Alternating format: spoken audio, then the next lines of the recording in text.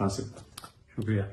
So I think سب کو پتا ہے کہ خان صاحب کی آنکھ میں تکلیف ہوئی بھی ہے سینٹرل ریٹینل وین اوکلوژن،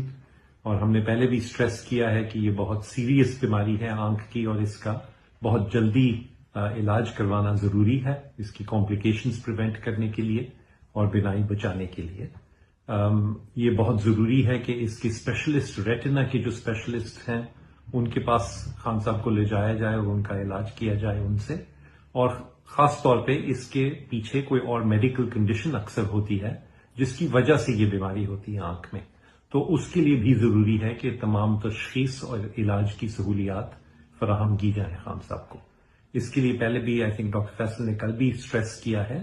کہ ایسا ہسپتال ہونا چاہیے جہاں پہ نہ صرف ریٹنا کے اسپیشلسٹ ہوں پر باقی بھی سارے میڈیکل اسپیشلسٹ ایک ہی جگہ پہ اویلیبل ہوں. تو اس کے لیے ہماری بہت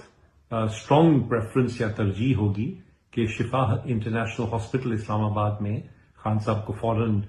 لے جایا جائے اور وہاں پہ ان کا علاج جلد از جلد شروع کیا جائے. جو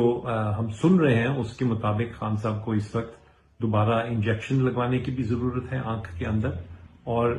موسٹ پروبیبلی لیزر سے علاج کرنے کی بھی ضرورت ہے تاکہ آنکھ بہتر ہو سکے اور ان کی بینائی بچ سکے. شکریہ.